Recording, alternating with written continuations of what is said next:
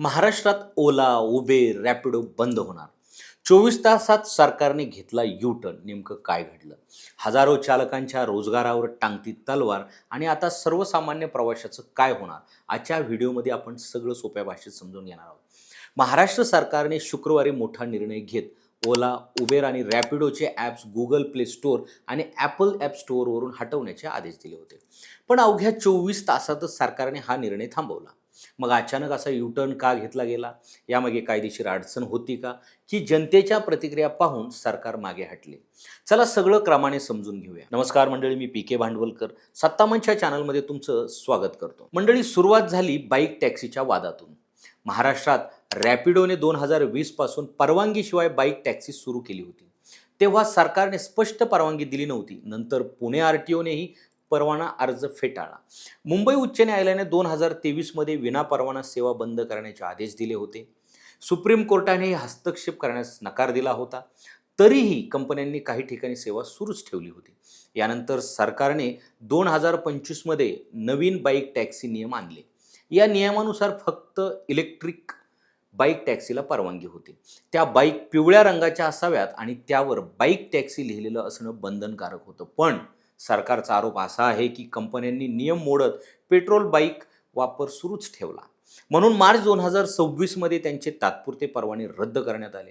तरीही सेवा सुरू राहिल्याने 15 मे रोजी महाराष्ट्र सायबर विभागाने थेट गुगल आणि ॲपलला नोटीस पाठवली.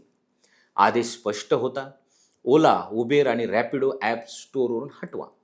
हा निर्णय समोर येताच राज्यभरात चर्चा सुरू झाली. कारण हा फक्त बाईक टॅक्सीचा विषय राहिला नव्हता. जर ॲप्स बंद झाले असते तर कॅब आणि ऑटो सेवा देखील प्रभावित झाली असती. याच कारणामुळे सरकारने दुसऱ्याच दिवशी मवाळ भूमिका घेतली. सायबर विभागातील वरिष्ठ अधिकाऱ्यांनी सांगितले की पूर्ण ॲप बंद केल्यास सामान्य लोकांची गैरसोय होईल. कारण लाखो लोक रोज ओला आणि उबेरवर अवलंबून आहेत. ऑफिस, कॉलेज, हॉस्पिटल, एअरपोर्ट सगळीकडे या सेवांचा मोठा वापर होतो. म्हणून आता सरकार असा मार्ग शोधत आहे ज्यात फक्त बेकायदेशीर बाईक टॅक्सी थांबेल आणि कॅब ऑटो सेवा सुरू राहतील. आता इथे सर्वात मोठा प्रश्न येतो: सरकार खरंच हे ॲप्स बंद करू शकते का?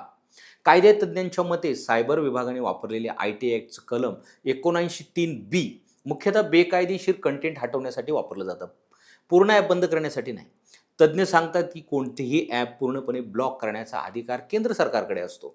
तोही आय.टी ॲक्टच्या कलम 69A अंतर्गत किंवा न्यायालयाच्या आदेशानेच. म्हणजेच महाराष्ट्र सरकारचा निर्णय न्यायालयात टिकणं कठीण होतं. त्यामुळे सरकारने वेळीच योग्य पाऊल मागे घेतल्याची चर्चा आहे. दरम्यान परिवहन मंत्री प्रताप सरनाईक यांनी मोठा आरोप केलेला आहे. त्यांच्या मते आर-टी-ओ कारवाई करत असताना कंपन्या चालकाचा दंड स्वतः कंपन्या भरत होत्या. म्हणजे नियम मोडूनही सेवा सुरू ठेवली जात होती. गेल्या एका वर्षात 776 बेकायदेशीर बाईक टॅक्सीवर कारवाई झाली आणि जवळपास 12 लाख रुपयांचा दंड वसूल करण्यात आला. आता सरकार फक्त इलेक्ट्रिक बाईक टॅक्सीवरच का ठाम आहे? यामागे 2 मोठी कारणं सांगितली जात आहेत. पहिलं म्हणजे पर्यावरण, सरकारला प्रदूषण कमी करायचं आहे. दुसरं म्हणजे सुरक्षा आणि नियंत्रण.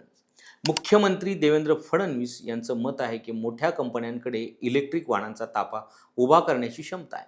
पण खर्च वाचवण्यासाठी पेट्रोल बाईक वापरल्या जात आहेत.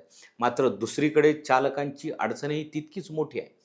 मुंबईतच सुमारे 15,000पेक्षा जास्त चालक या सेवावर अवलंबून आहेत.